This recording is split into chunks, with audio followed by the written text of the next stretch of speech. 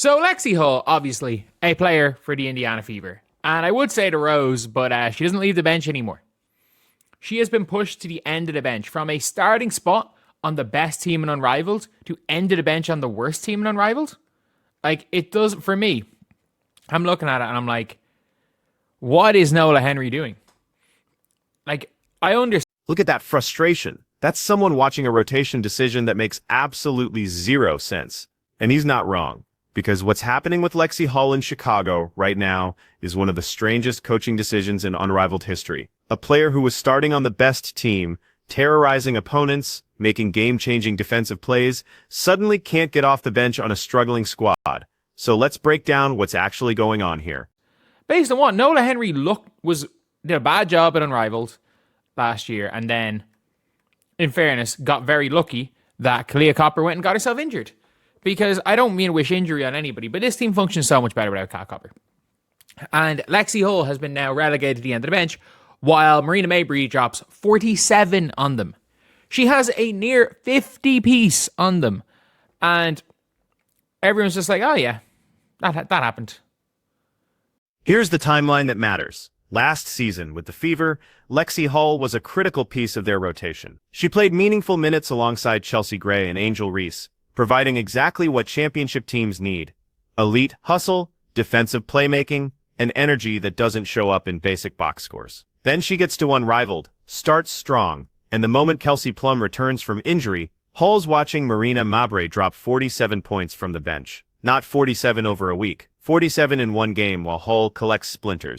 Marina Mabry goes and drops 47, and what's people's reactions? Oh, okay. Not, what are we doing? Not, should we put our best defender? And by the way, Marina Mabry was cooking Lexie Hull. But at least when Lexie Hull was on, it was the unbelievable, crazy shit that she was putting up and going in. And in fairness, Lexie Hull did jump on some of those fakes that Marina Mabry was throwing, but I don't really... And that reaction right there, that's the key question. Because yes, Marina Mabry was cooking Lexie Hull when they matched up. Hull jumped on some pump fakes, got caught on a few screens, but here's what nobody's talking about.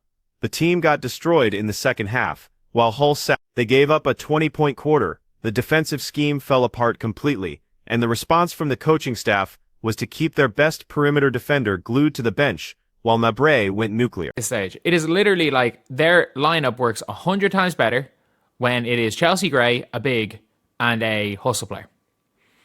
It's as simple as that. Last year, it was Chelsea Gray, Angel Reese, and Sykes a lot of the time. This year, it's been Lexie Hull. It does not work with Kalia Copper, Chelsea Gray, and a big. That line does not work. And to be fair, like at times they ran double bigs last year with Azare and Angel Reese.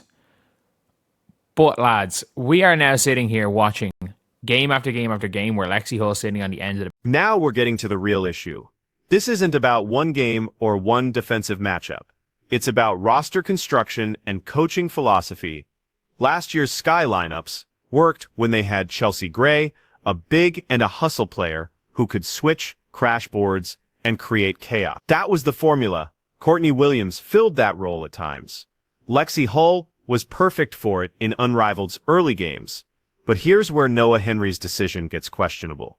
The lineup with Kelsey Plum, Chelsea Gray, and a big doesn't have that same balance. There's no one to do the dirty work. No one to take on the toughest defensive assignment. No one to dive for loose balls when the game gets physical. And they're trying to force it anyway. Bench. Like, Kate Martin's even playing more minutes for the Breeze at the minute than Lexie's playing for her team. And no offense to Kate Martin. Kate Martin's been absolutely terrible. She's been she's been outside of... The worst player in Arrival by 100 miles has been Rachel Bannum. Outside of Rachel Bannum, Kate Martin might be the worst player. Might have been the worst player so far. At the same time, the likes of Dane Evans and stuff are injured. And actually, no. There's some players that haven't been great, to be fair. Kate Martin's getting more minutes than Lexie Hull. Let that sink in for a second. Now, no disrespect to Kate Martin as a person or her popularity. But in terms of pure basketball impact and Unrivaled, she's been one of the least effective players on the floor. Outside of Rachel Bannum, who's had her own struggles, Martin might have the worst on-court numbers of any rotation player in the league so far. Meanwhile, Hull's proven she can guard elite scorers, create transition opportunities, and fit seamlessly into winning lineups. And she's watching from the end of the bench. It is just a pity. It is just a pity that she's not playing at all. Good thing for the Fever, though. Because if there's going to be a season, and it is a very much if right now, I'm not going to say when, but if there's going to be a season, Lexie Hull is... People put way too much stock in Unrivaled, and I think these WNBA teams are putting way too much stock in Unrivaled. We saw it last year. A lot of teams were valuing players based on how they were playing in Unrivaled. It was a weird one. It was a really, really weird one. That being said... But here's where this gets interesting from Indiana's perspective. Because if you're the Fever front office, you're watching this situation develop, and you're not panicking. You might actually be relieved. Here's why. Lexie Hull is a restricted free agent this summer. That means other teams can make her an offer, but Indiana has the right to match it. And the biggest factor in determining what kind of offer she gets is her perceived market value. Right now, that value is dropping, not because Hull got worse as a player, but because teams around the league are watching Unrivaled and making evaluations based on what they see. And what they're seeing is a player who can't crack the rotation on a struggling team. That's not fair to Hull, but it's the reality of how front offices operate. And there are very few players that have this type of hustle that are able to be defensive playmakers like Lexie Hull. Those players don't really exist. They don't really exist in the WNBA. And they don't really exist, to be honest. They're hard to find in pro basketball. Like someone who's able to play a hustle player role at the pro level and do it at an elite level like Lexie Hull is kind of rare. That being said, though, I do feel like Lexie in general has the ability and to command something decent in free agency. It's not like, let's just say hypothetically. This is the part that should concern every WNBA team. Organizations are putting way too much stock in Unrivaled performance. It's a showcase league, a different pace, different rules, different rotations. Last year we saw teams overvalue and undervalue players based on limited sample sizes in what's essentially an exhibition format. And it's happening again. Lexie Hull's entire free agency value is being shaped by a coach's decision to prioritize veterans over fit, to force lineups that don't work instead of playing the combinations that do, and the Fever are going to benefit from that organizational malpractice. Because when summer comes and Hull hits restricted free agency, her offers are going to be lower than they should be. Hypothetically, it's going to be way over $1 million for the max salary. Half a max, give her 500-600K. If it's 1.4 million, give her 700-800, give it 800K maybe. Like, basically, don't give her a contract that'll stop us from signing a Leah Boston or Caitlin Clark when their free agency comes up, but give her as much as you can give her.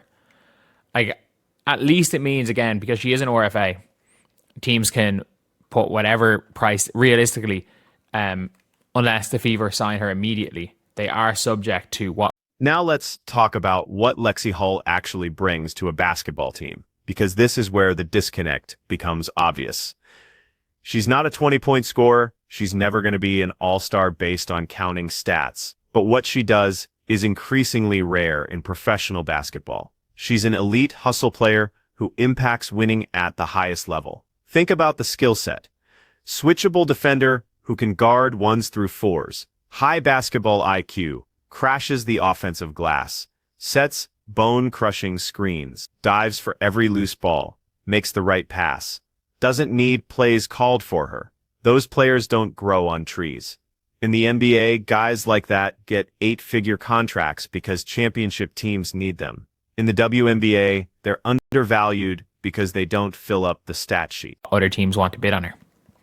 Like, if she doesn't sign straight away with the Fever, she can sign an offer sheet with another team, and the Fever can match that, which could be awkward for the Fever. Again, the biggest fear is that some team makes a dumb move, but I don't see that happening. I really don't foresee that happening, to be honest. Maybe unless it's an expansion team.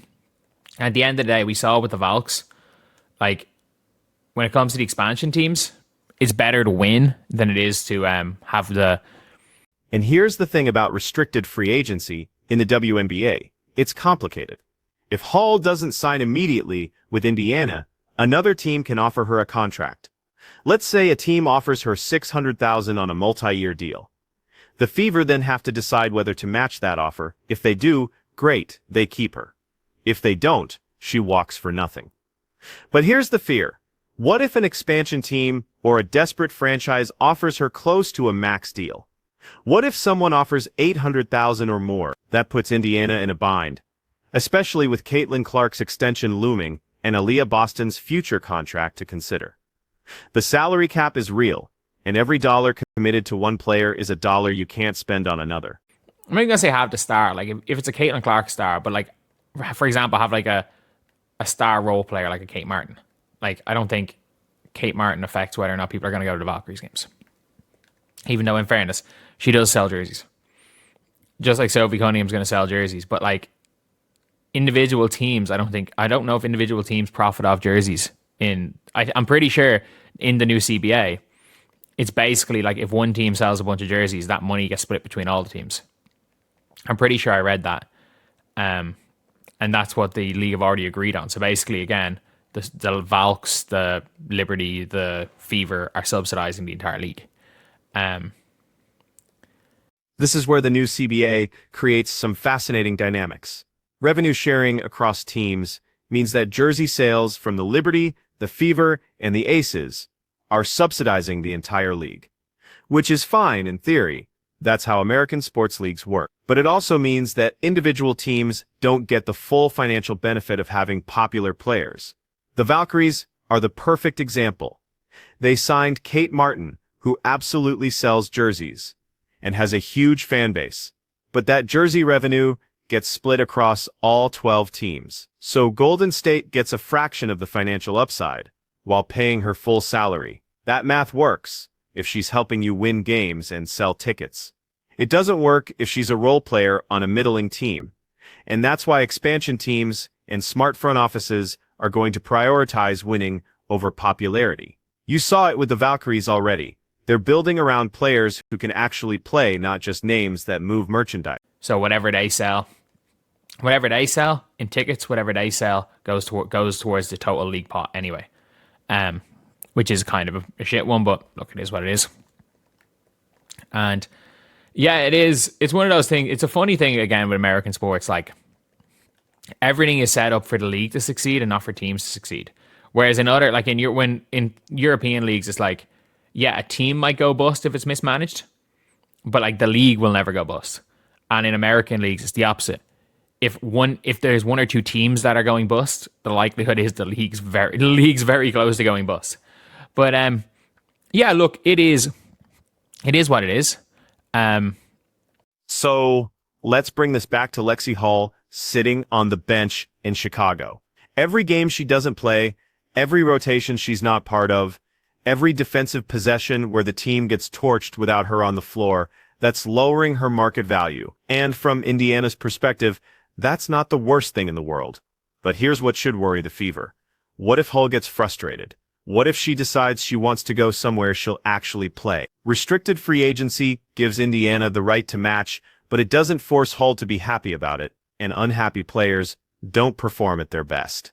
The smart move for Indiana is to sign her before free agency even starts. Offer her a fair deal, maybe $500,000 or $600,000 annually, lock her in long-term, and avoid the whole restricted free agency dance. Because once other teams get involved, once offer sheets start flying around, things get messy. I do feel like Lexie is someone that was playing too well to be getting bench splinters, to be honest. I feel like she was too important to her team to be getting bench splinters. And we saw what she did in that game, what she did to Paige Becker. She had Paige Beckers in hell. She had Alyssa Thomas and Jackie Young in hell. And as soon as Copper comes back, she's gone to the end of the bench. She is on the end of the bench, which is, again, she's getting her workout in. Assuming there is a season, that's good for the Fever. Now, here's the brutal truth about what's happening in Unrivaled right now. Noah Henry is making a coaching decision that might cost a player millions of dollars in career earnings. That's not an exaggeration. The difference between getting offered $400,000 and $700,000 over a 3-year deal is close to $1 million, and for WNBA players, that's life-changing money. Lexie Hull is watching Marina Mabre, who she was outplaying earlier in Unrivaled, drop 47 points while she sits. She's watching Kate Martin get rotation minutes. Despite struggling badly, she's watching lineups that don't work get run out there game after game, while the combination that actually functions, Chelsea Gray plus a big plus a hustle player, sits on the bench, and the entire league is watching too. Every GM, every coach, every analytics department is taking notes. If there is a season, it's very good for the Fever that she's there on the end of the bench, because if she's on the end of the bench, we're fine. We're absolutely fine. Because at the end of the day, with her being on the end of the bench, it means that she's not going to get injured and her free agency value is a little bit less. Again, I would say, like, oh yeah, you want players to get paid as much as possible. As a fan of a team, I want the team to put as good a team as possible out on the floor. She'll make her millions in brand deals. I hope she becomes a billionaire.